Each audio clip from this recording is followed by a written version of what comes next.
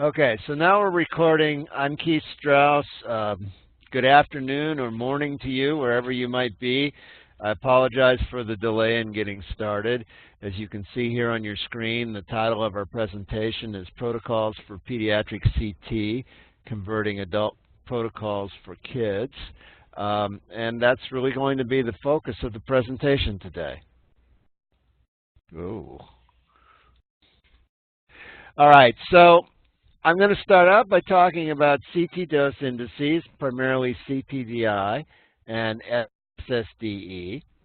And then I'm going to turn my attention to how are we going to use those as applications in your department to establish target DRLs. DRLs are diagnostic reference levels, as I'm sure you're aware. And of course, a diagnostic reference level is a dose level below which you want to be operating. And what we're really going to do today is we're going to talk about how we can identify target DRLs for your individual patients on your individual scanners in your individual departments. So that's a pretty tall order, but that's our goal. So the vast majority of imaging equipment that's sold throughout the world is really sold to adult facilities.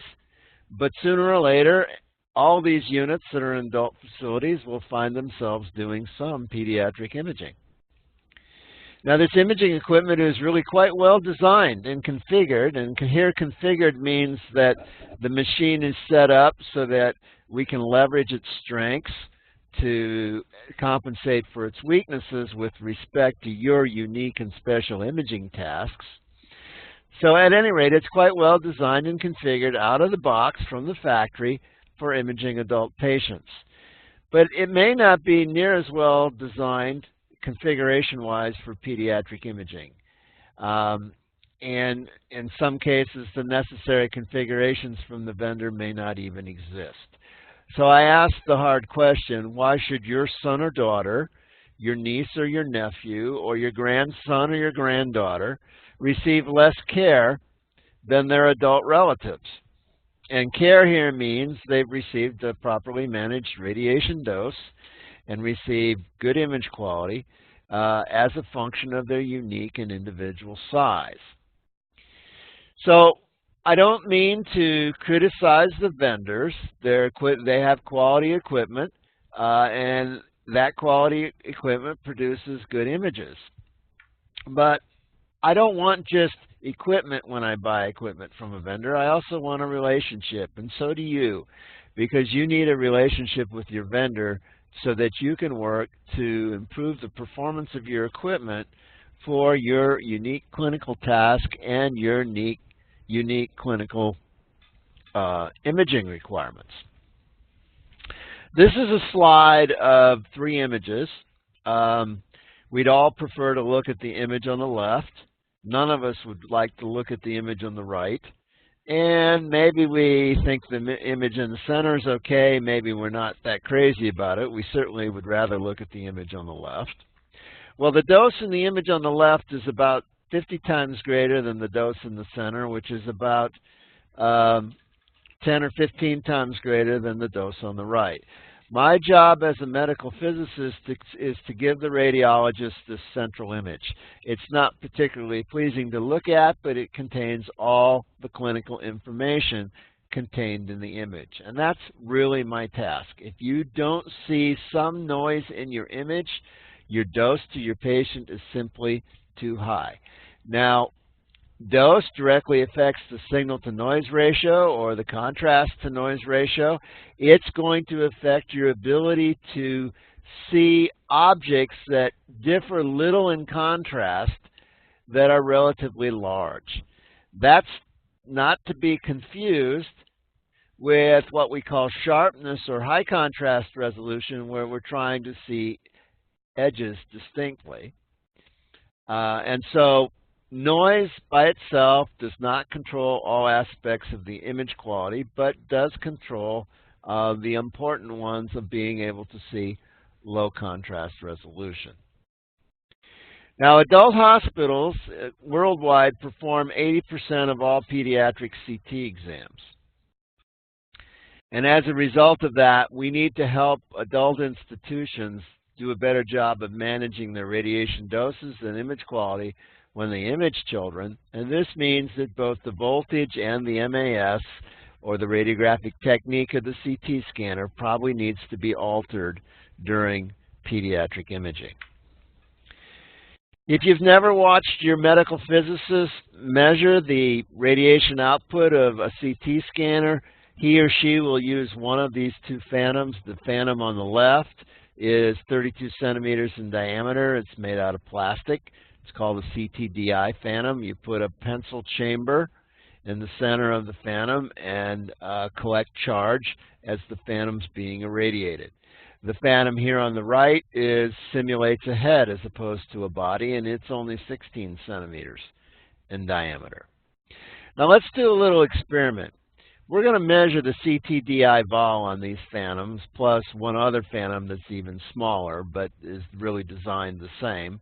And we're going to use exactly the same kV, MA, and rotation time for all three phantoms. And we're also going to take steps to make sure that the bow tie filter that the CT scanner uses to create the image is also exactly the same. And as I mentioned, in addition to the 16 and the 32 centimeter diameter phantoms, I'm going to add a 10 centimeter diameter phantom to the mix to do the experiment. So here's my three phantoms. I've listed the readings here in milligray. The small phantom gives me 47 milligray at the surface and at the center. The large phantom gives me 21 milligray at the surface and 10.8 milligray at the center. Now remember, I used exactly the same kV and exactly the same MAS and bow tie filter for all three phantoms. So I'm delivering the same amount of energy to all three phantoms, but you notice that the measured doses are different. If I calculate the CTDI vol, on the left it's 47 milligray, in the center it's 37 milligray, and over here for the large phantom it's 18 milligray. Now you notice that for the small phantom, the dose is 2.6 times greater than the dose for the largest phantom. And remember, I used the exact same technique, but yet I got these three different answers. Now the question becomes, what's the CTDI vol display on the CT scanner going to tell me at the end of each scan? Well, if it's based on the 16 centimeter phantom, the CTDI vol display is going to be 37 milligray in all three cases, because the CTDI vol displays the amount of energy that was deposited in each one of the different two phantoms. And if it assumes the 16 centimeter phantom, it's going to say that the CTDI vol was 37 milligray, when we know really it wasn't except for the 16 centimeter phantom. And if it's based on the 32 centimeter phantom, it's going to display the correct reading for the 32 centimeter phantom for all three of the phantoms. So basically, the displayed CTDI vol on your CT scanner is a standardized way to estimate and compare the radiation output of your CT scanner against other CT scanners using the exact same phantom, so that you have a unique standard. And so CTDI vol in no way represents the patient dose, despite the fact that most CT end users, most radiologists, most technologists think that CTDI vol tells them what the patient dose is, and it really does not. It tells them what the dose would have been to one of the two CTDI phantoms. And so in this case, where I have a small patient and a large patient, if I'm doing a body scan, my scanner might tell me I have 18 milligray for both patients, and for the experiment that we just did, we know that the dose for this small patient will be much greater than for the large patient, provided that the radiographic technique of the scanner was the same.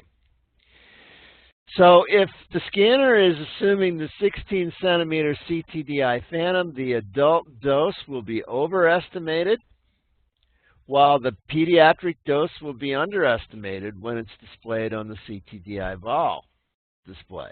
If it assumes the 32 centimeter CTDI phantom for displaying CTDI vol, in both cases the adult and the pediatric dose will be underestimated, and for the smallest pediatric patients it will be a factor as great as 2.5. So we have a potentially dangerous system here where my radiologist looks at CTDI vol and says, oh, I'm getting a CTDI vol on my newborn abdomen that's 10 milligray. My department standard is to use less than 15 milligray, so I'm fine. But in reality, the real dose to the patient is 2.5 times that 10 milligray the scanner says, and the patient dose is 25 milligray, and now really the patient dose is 10 milligray greater than the target dose for the department.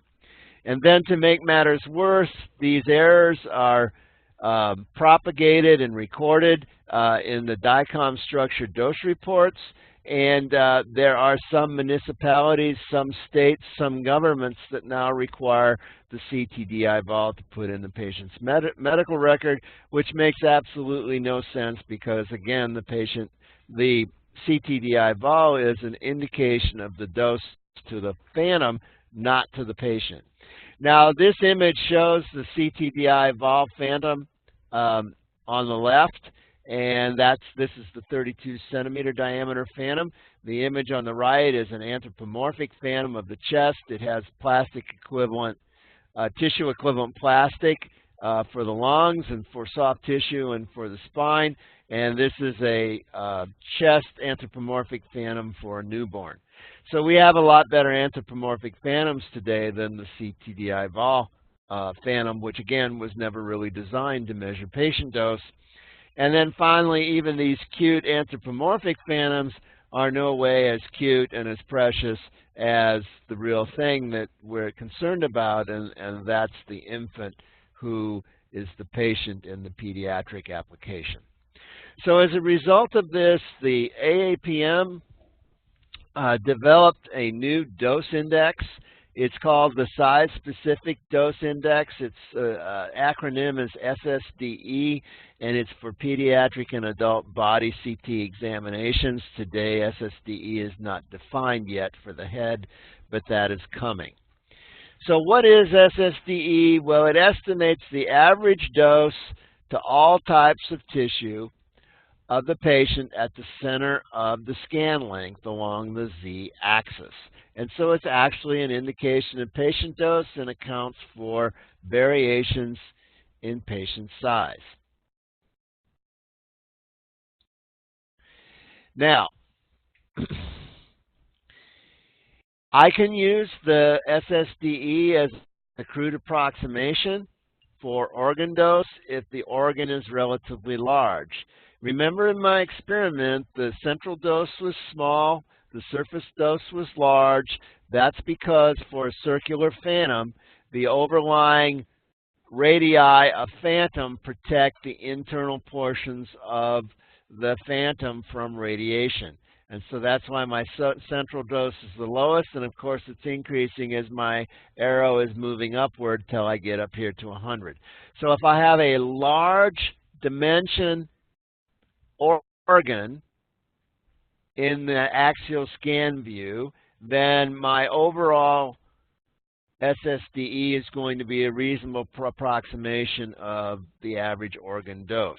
If I have a small organ, my SSDE in this case would say that my organ dose on average is about 75 keV or milligray, and because this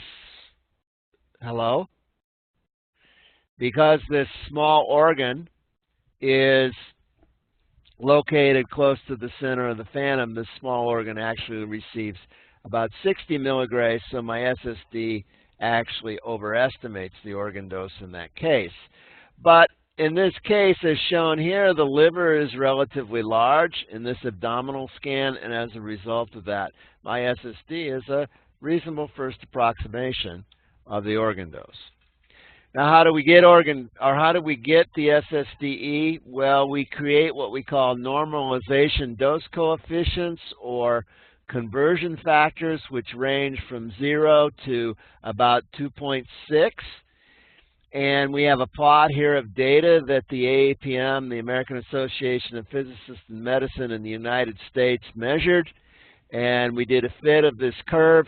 The effective diameter is really just the thickness of the patient. I'll talk a little bit more about that in a minute. In this particular slide for the 32 centimeter phantom at 120 kV, the patient trunk dose is greater than the CTDI vol dose by 2.5, 2.6 for the smallest phantom. And you'll notice that for the 32 centimeter phantom, the correction factor is about 1. So the 32 centimeter diameter phantom is semi-reasonable to estimate dose for adults, but it does a very poor job of estimating the dose for children. Now, here's the same plot, except now I'm using the 16 centimeter phantom instead of the 32 centimeter phantom.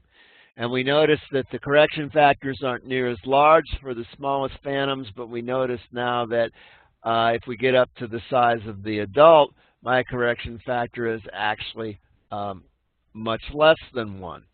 So as I said before, the 16 centimeter phantom tends to overestimate the dose to large patients, and so my correction factor is going to be less than 1. So this is for the 16 centimeter phantom at 120 kV. You might say to me, well, Keith, I don't use 120 kV for all my patients. What do I do when I have 140 kV or 100 kV or 80 kV? Well, here's the curve and the plot for 120 kV. This blue curve is for the combined 80, 100, and 140 kV data, and you'll notice that the two curves basically coincide with one another, and as a result of that, we only have about a 3% difference depending upon the kV. So the good news about this is the conversion factors we've created for SSDE work regardless of the kV that you choose. Now, I mentioned the effective diameter was really a patient thickness.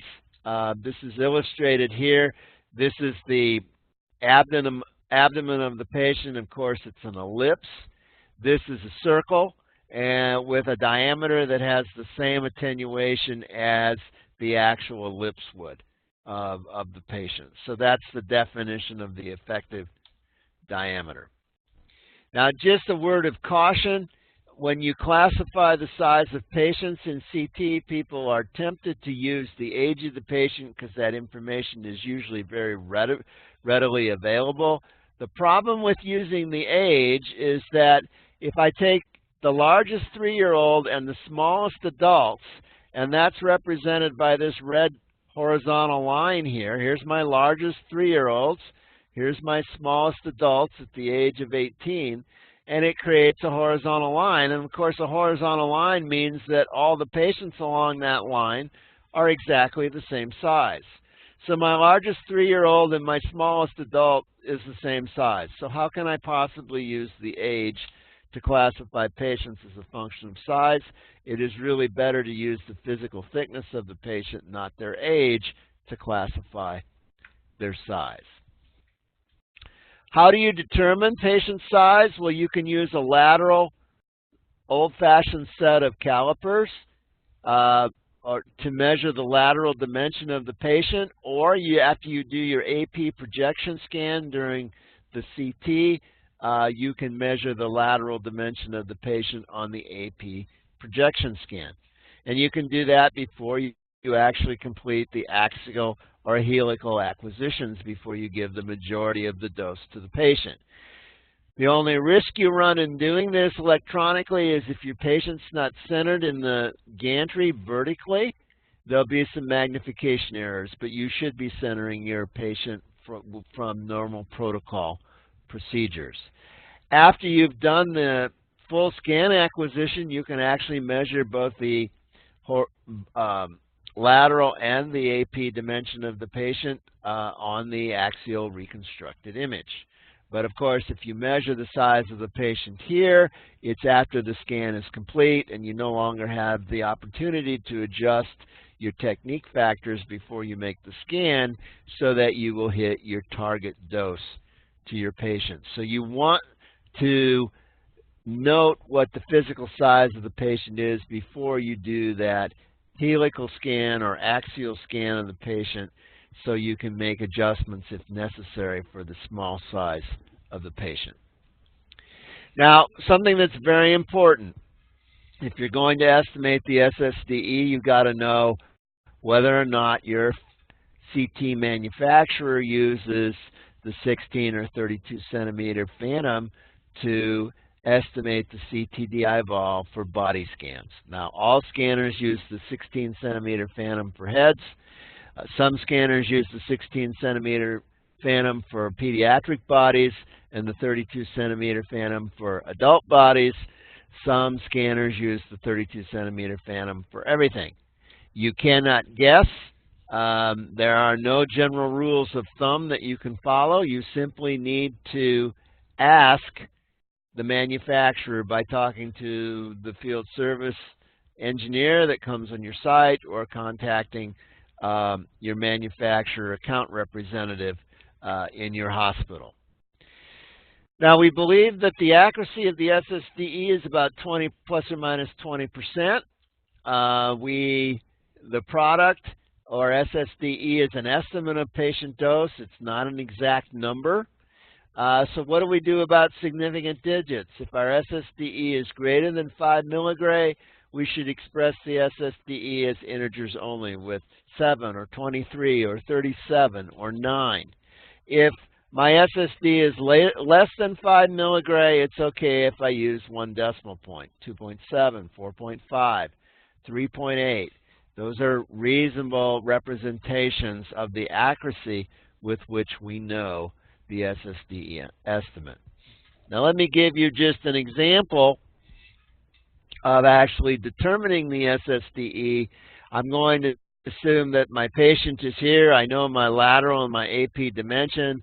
I sum them together and I get 22.2 centimeters.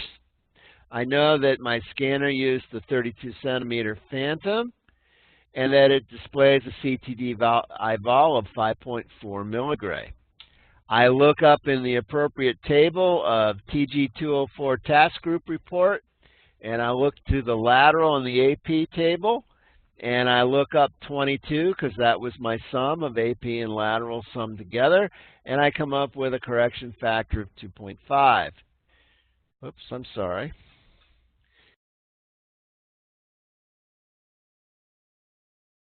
So when I apply my 2.5 correction factor to the 5.4 milligray, I'm going to get a 13 milligray SSDE, and again, I express it as an integer.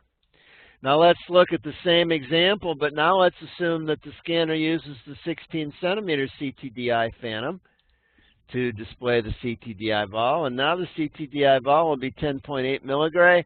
Again, I go to a different table in the report, and I look up lateral plus AP, and again, I look up 22, and now you see that my correction factor for the 16 centimeter phantom is 1.24. I multiply that times the CTDI vol, and I get 13 milligray again. And again, obviously I should, because it's the same patient. And I should get the same SSDE regardless of whether the scanner uses the 16 centimeter or 32 centimeter phantom to display its CTDI vol. So what's the clinical application of SSDE? SSDE is an estimate of the actual patient dose from the CT scan. Okay? And ideally, what we really should be doing when we set up techniques for our scanners is we should account for the patient size, the type of CT examination, whether it's an abdomen or a chest or a head or something else. We should account for the design of the actual unique scanner or scanners that I'm using in my department. And I can do all this in an academic center with a lot of diligent effort. I can make all kinds of tables and post things on the wall and that sort of thing. But that's not very reasonable expectation to have for a community hospital, the adult community hospital, or a hospital that does an occasional pediatric CT scan. So while it's easy to take the position that, well, I only do children occasionally, I shouldn't do that because, again, remember, the majority of all pediatric imaging done in the U.S. and the world occurs in non-dedicated pediatric hospitals. So how do I go about doing this to set up target DRLs? I want to set up target doses in my department that are unique for my scanners and unique for patient size. That's the goal we have here in front of us. And so what we're going to do is we're going to compare the SSDE after the projection scan to the department's DRL. If my SSD prior to doing the scan is estimated to be greater than my desired DRL, I need to reduce the technique. If it's significantly lower, I need to increase the technique before I actually do the helical scan or the axial scans. Now, I can adjust the clinical technique to match the desired DRL regardless of whether I'm operating in the manual mode or whether I'm operating in the automated tube current mode on my particular scanner. We'll talk more about that in a little bit. But the one thing you want to be sure and do as you set up protocols on your individual scanners for target DRLs, you want to make sure that you enlist the help of your qualified medical physicist or QMP and the manufacturer of your CT scanner to make sure that the scanner is getting configured correctly and set up correctly for your unique patients. So how do we do this? Well, let's start with scanner number 1 in the department, or your only scanner if that's the case. You only have one scanner. So let's use the measured dose data that you already have in your department. Somebody periodically should be coming along and measuring the CTDI vol on your scanner for both an adult head and an adult body, and recording those doses and CTDI doses to the phantom, and also the technique factors that were used to generate those doses should have been recorded by somebody. So that information should exist somewhere in your department if a medical physicist or the FSE of your CT manufacturer has made these types of measurements, and that somebody's made these types of measurements because that was the only way to really know that the scanner was set up appropriately for adults when the scanner was new. So once you find those results, you ask yourself the question, well, are my results for my scanner more than or less than published national DRLs in my country? And basically, usually we're doing this without iterative reconstruction applied.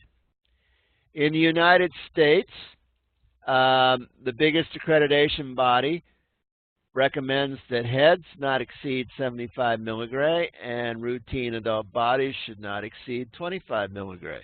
These are reasonable doses for adult heads and adult bodies measured with the 16 centimeter phantom and the 32 centimeter phantom respectively. So once you get what your real values were, you need to discuss those with your site qualified medical physicist. You may decide you want to lower your doses some. You may decide you want to increase them. Whichever you want to do, you can do that by scaling the MAS value to get the right CTDI vol at the desired level. So for example, if you decide you want to increase your doses 20%, you'd increase the MAS 20% compared to the technique that was used to actually make the measurements. Now you assume that the AP dimension is 28 centimeters and the lateral dimension is 38 centimeters for an average sized adult phantom, and based on that you can calculate and estimate the SSDE if you know what the CTDI vol is for your scanner. And as a result of these steps, you have a DRL for scanner number 1 in your department. Now, let's assume you're a large facility and you have more than one scanner. What do you do with scanner number 2 and 3, etc.? Well, you really want similar image quality on all your site scanners. And so to get that similar image quality, you want the dose on all your site scanners to be similar. So you want to match the patient's dose on all your scanners so that is basically the same. Now notice I'm saying that the patient's dose needs to be matched. I did not say you want to match your techniques. Every scanner has a unique design. It's got a unique distance from the focal spot to the detector. It has other idiosyncrasies with the way it's built. And as a result of that, you might have to use, if you have 2 scanners in your department, you might have to use 70% more mass on one of those scanners to get the same dose as you get on scanner number 1. So don't worry about the fact that the techniques are different. You want to worry about the fact that you're trying to match the patient dose, not the technique.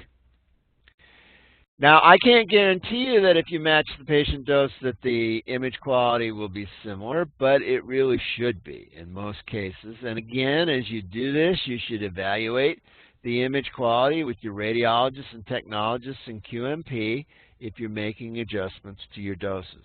Never adjust your doses independently of looking at what the effect might be to the overall image quality of your images. So now what have we done to this point? What we've done to this point is we've identified a technique for an adult abdomen and an adult head that works for every one of your unique scanners in your department. And again, remember, at 120 kV, the MAS value on each of your 2, 3, or 4 scanners in your department will be unique. Don't be bothered by that. That is normal.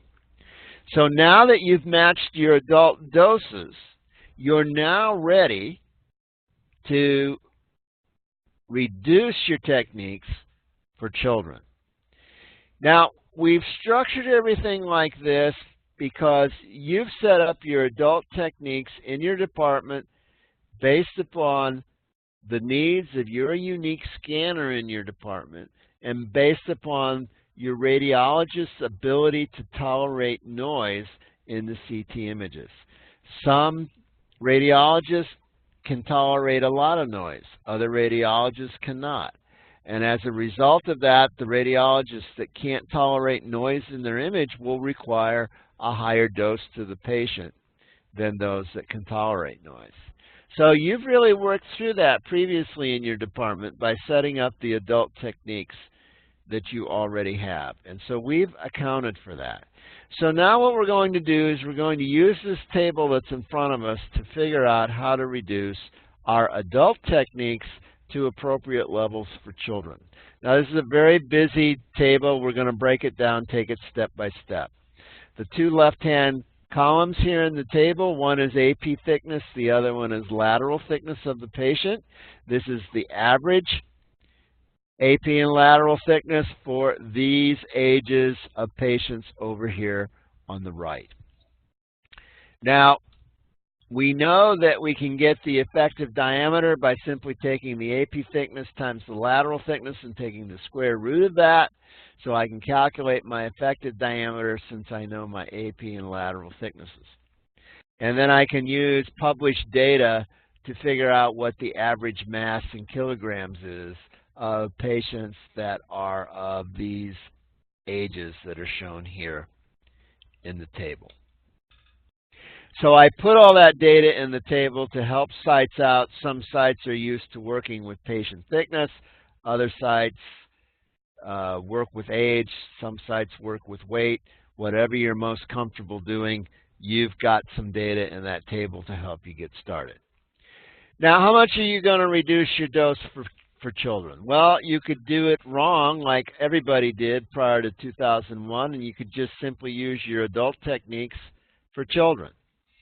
And we already know that if we do that, my pediatric doses can be as great as 2.5 times greater than my adult doses, and no department's going to want to do that. And so as a result of that, we need to reduce the MAS as a function of patient size. Now notice that for my medium-sized adult in this table, my MAS has a factor of 1. So if I needed 200 MAS for my CTDI adult phantom, that 200 is going to go in this box. Now, what is this limited mass reduction factor? Well, this is designed so that if I follow this reduction factor as a function of patient age, my newborn SSDE, my newborn dose, will equal my adult dose. Remember, if I do nothing, my newborn dose will be 2.5 times greater than my adult dose. So I've reduced my technique by a factor of 2 as I go from an adult to a newborn to keep my SSDEs the same. Now, this was the basis of the protocols that I put on the Image Gently website back in 2008. We didn't know as much then as we know today. There's been a publication that shows that pediatric radiologists for abdomens are relatively happy with newborn doses that are half of adult doses. So this gives me the same dose everywhere, so I'm going to have to cut this by another factor of 2 to get a dose that's half of my adult dose. And so you'll notice now I'm using a reduction factor of 0.25 for the newborn as compared to the medium adult. These results are published in Radiology. I'll show you that reference in a little bit. This slide, or this selection in the middle, is called the moderate mass reduction, or MAS reduction. It's simply the average of the aggressive and the limited MAS reduction. You want to do more than the limited. Some facilities that don't do very many children, their radiologists may not be comfortable looking at the same images that pediatric radiologists that work with pediatric images all day long are comfortable looking at. And so I'm suggesting reduction factors that are not as aggressive initially for the adult facility that just uses kids occasionally. You might set up this moderate technique and let the radiologist use these factors for a year or two, get used to it, and then try and do the aggressive reduction factor, because if you go directly from the aggressive reduction factor from doing nothing or doing the limited mass reduction factor, the change will probably be too abrupt. Now, where did this data come from that I'm talking about? There were 6 hospitals in the United States that formed a consortium in 2009. The image quality was evaluated, and as a result of evaluating the image quality, we found that for newborns that we can use half the dose that we use for an adult patient. This straight line is just the fit. It is a ratio. It's the ratio of the SSDE of the exact size pediatric patient of interest over the ratio of the SSDE of your adult size phantom. If you think about this, if I multiply this ratio by the SSDE of my adult phantom, I'm going to get the SSDE that I want, or my target dose, for my pediatric patient. Now, this math over here is just the fit that allows me to figure out what the reduction factor is as a function of patient size. In this case, let's assume I have a 14 centimeter thick patient, and you'll notice here it tells me that my dose reduction factor, or my SSDE over SSDE adult, is a factor of 1/2, and that's what my math here tells me. So essentially, I take my CTDI vol, I multiply it by the conversion factor from TG204 to get the SSDE, and I multiply the SSDE by the PDRF ratio. PDRF stands for pediatric dose reduction factor, and if I multiply these 3 numbers together, I'll get my target SSDE.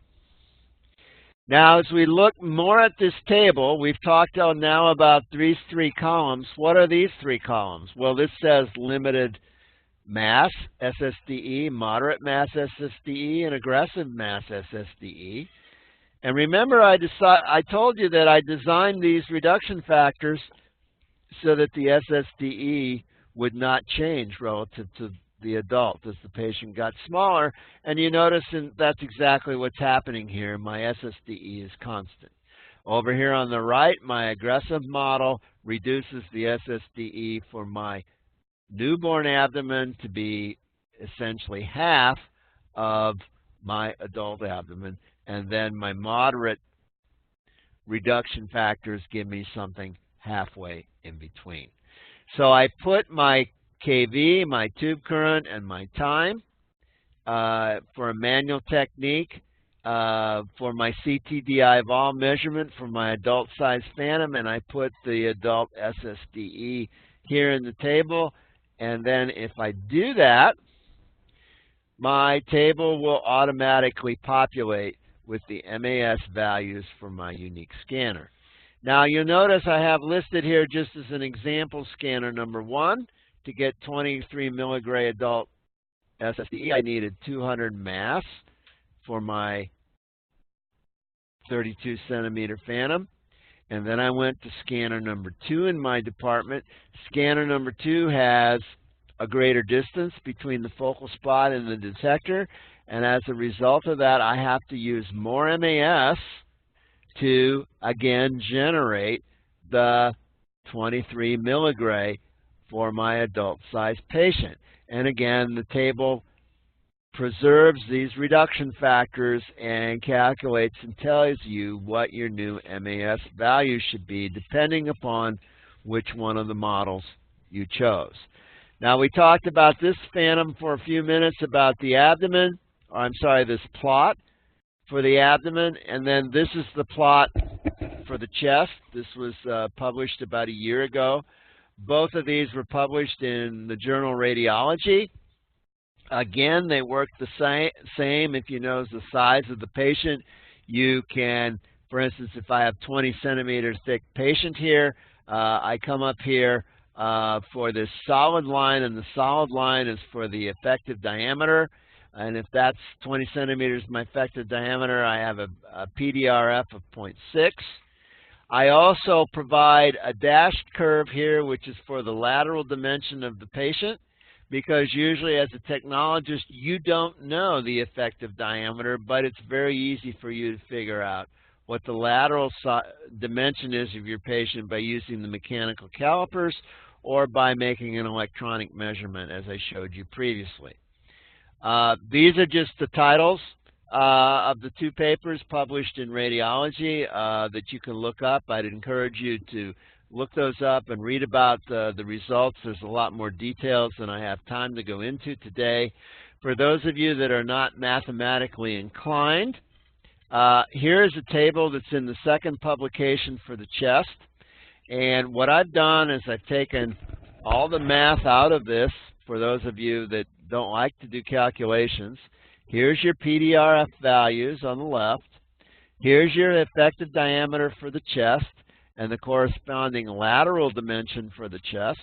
And over here is your abdominal lateral dimension for the abdomen.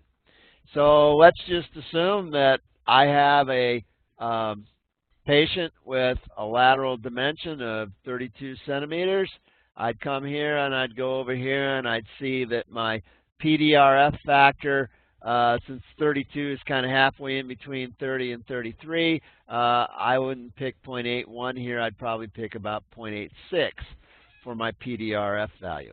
If I was doing an abdomen and my lateral dimension was 32, I would be up here, and you notice now that my PDRF for the abdomen is about 0.96, 0.97.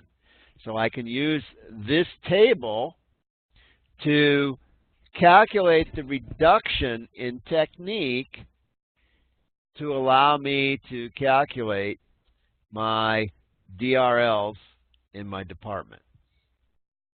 Now that's for the body. This table is for the head.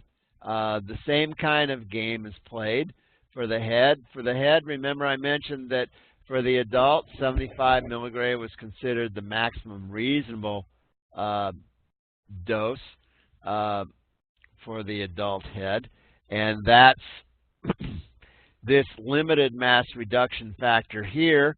And if I go to the moderate factor, which is listed here, I will have 75 milligray for my adult head, and by reducing my technique from 370 mass to 296 on this particular scanner number 1 that I'm using as an example, or I'm sorry, 274, I would reduce my dose by a factor of to 0.38 of what it was originally, or the maximum amount, and that would give me 35 milligray with respect to the original starting point of 75 milligray.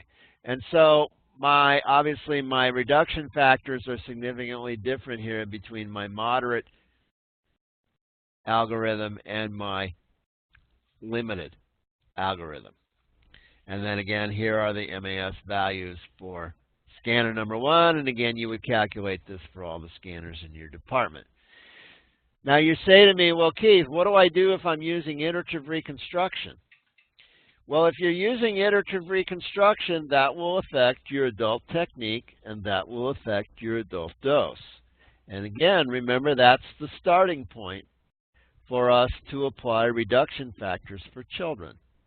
If you're using a 30% reduction value for iterative reconstruction for your adult patients, you probably can use the same amount of dose reduction for the children that you're going to image. And so again, that's already built into your adult technique, and you simply can use the tables that I've already shown you. Now, your vendor may have recommendations. I don't particularly recommend that you follow those for how much iterative reconstruction is correct. Again, your radiologists and your qualified medical physicists and your technologists should be carefully analyzing the image quality to your images as you're reducing dose.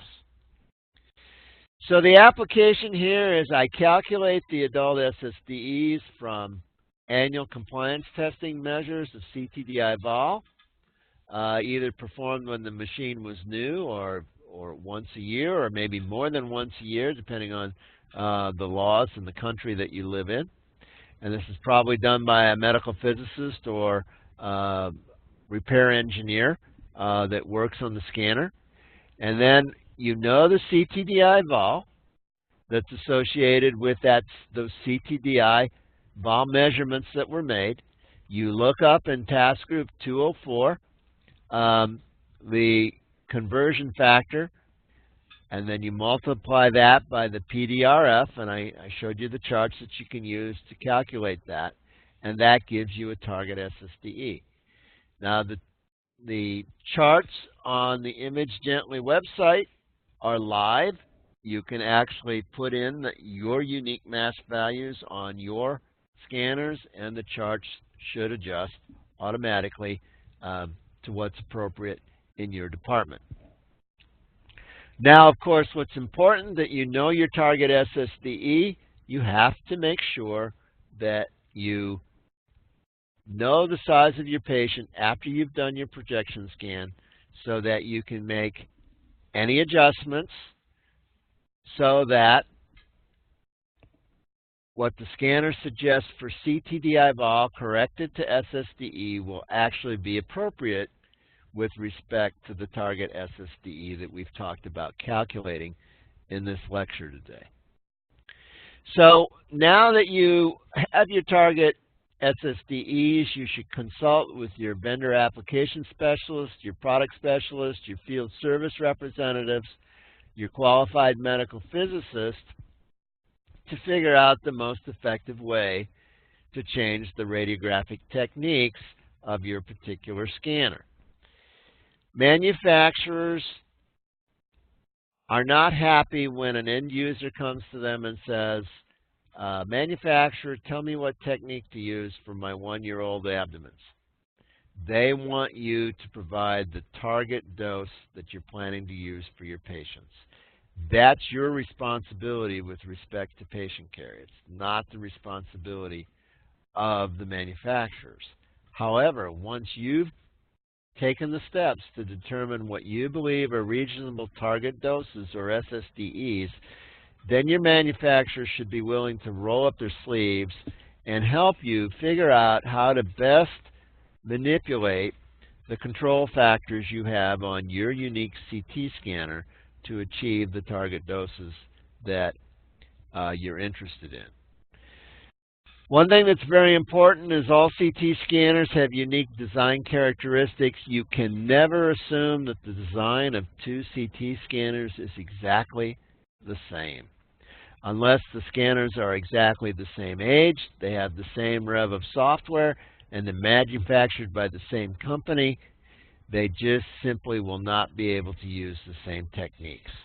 The common mistake that facilities make is they look up on some published information, suggested techniques for a unique scanner, and they assume, well, if it works for that unique scanner, it will also work for their scanner. And more than likely, it will not. So this method that I've shared with you today assumes that periodically the measurement of the CTDI will occur on your scanner. You will assume that your lateral and ED sizes for your adult chest is 32 and 29 centimeters respectively. You should adjust your target SSDEs periodically to the changing needs of your radiologist or the changing technology of your scanners within your department. So in conclusion, due to variations in patient size, the type of the CT scanner, or the type of CT exam that you're doing, the patient's CT dose should be appropriately estimated and managed during the examination, regardless of the patient size. Thank you for listening.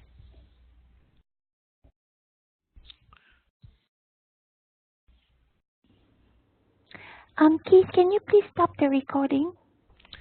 Sure, hang on a second.